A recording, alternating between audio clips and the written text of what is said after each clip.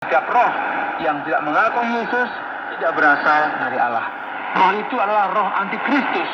Dan tentang dia telah kamu dengar bahwa ia akan datang dan sekarang ia sudah ada di dalam dunia. Saudara, Yohanes akan memberikan sebuah tes di sini yang berkaitan dengan doktrin.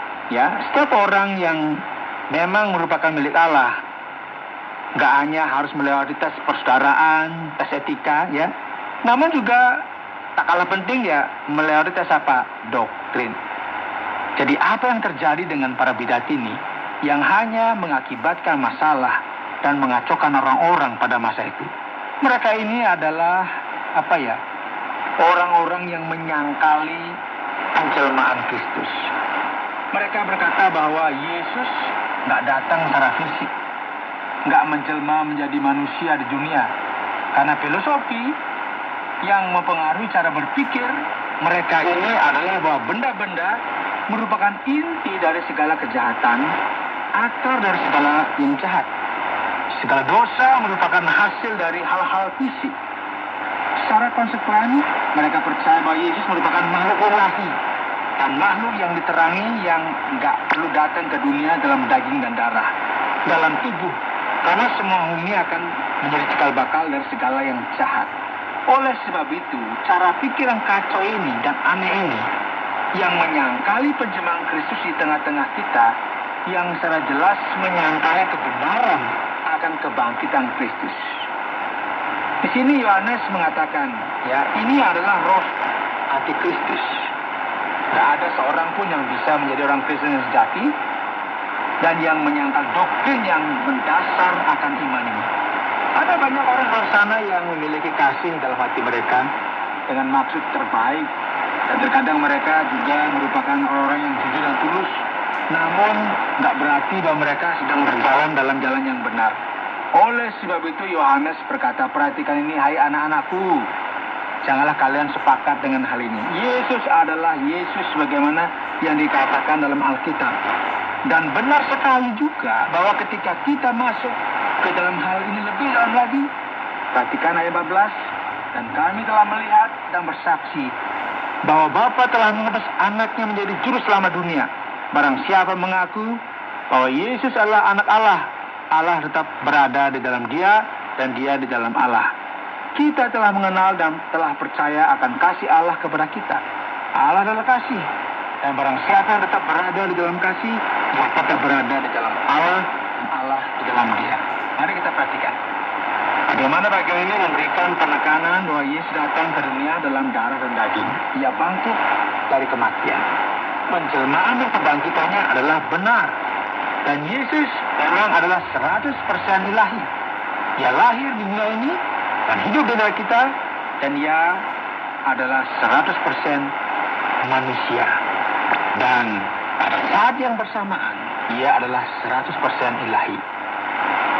Benar sekali bagi kita percaya bahwa ia adalah sang anak Allah. Oleh sebab itu, ini merupakan sebuah doktrin yang sangat esensial, yang nggak bisa dikesampingkan dalam kekristenan yang alkitabiah. Nggak ada jika dan namun di sini, ya.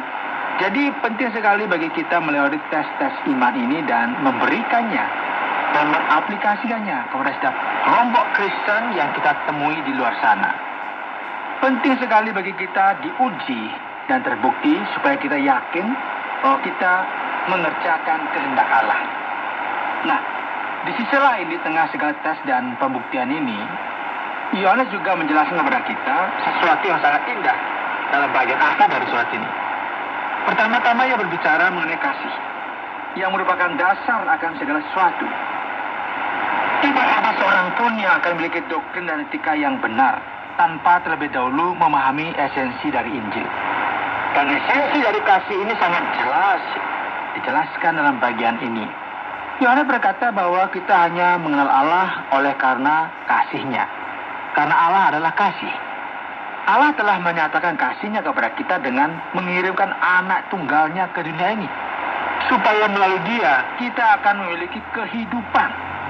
Jadi, atas dasar inilah kasih Allah itu yang nggak bergantung apakah kita mengasihi Allah kembali atau tidak. Yang penting adalah bahwa ia telah mengirimkan anak tunggalnya sebagai penebusan bagi dosa-dosa kita. Dengan kata lain, kasihlah yang menjadi tanda dari perjanjian kekristenan. Diawali dengan Allah dan kerohanian kita yang harus ada sebagai respon positif akan kasih yang telah kita terima dari Allah. Ketika seseorang selaras dengan kasih ini, mereka akan merasakan pengampunan dan menyadari siapakah Allah itu.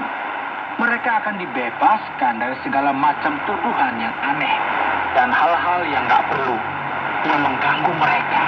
Hasilnya, saudara, akan mudah sekali kita untuk mengasihi sesama kita. Dan bagi kita hidup menyenangkan Allah, taat akan perintah-perintahnya. Dan secara jelas akan mudah sekali bagi kita untuk memperhatikan doktrin yang benar yang kita bisa temukan di dalam firman Allah.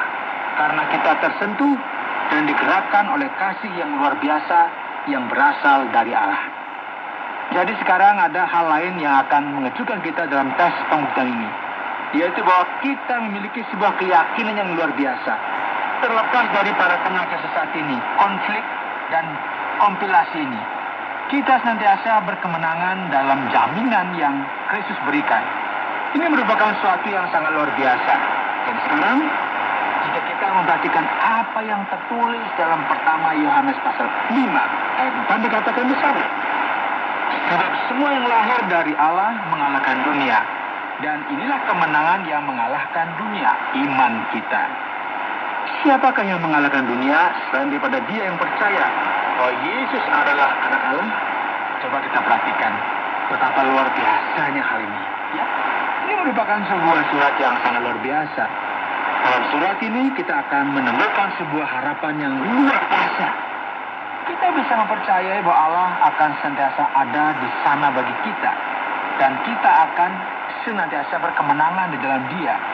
Dan dalam bagian akhir dari pasal ini, dalam ayat 13, semua itu kutuliskan kepadamu supaya kamu yang percaya kepada nama anak Allah tahu bahwa kamu memiliki hidup yang kekal.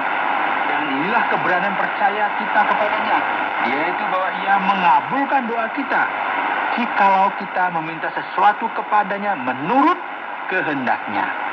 Dan jikalau kita tahu bahwa Ia mengabulkan apa saja yang kita minta, maka kita juga tahu bahwa kita telah memperoleh segala sesuatu yang telah kita minta kepadanya.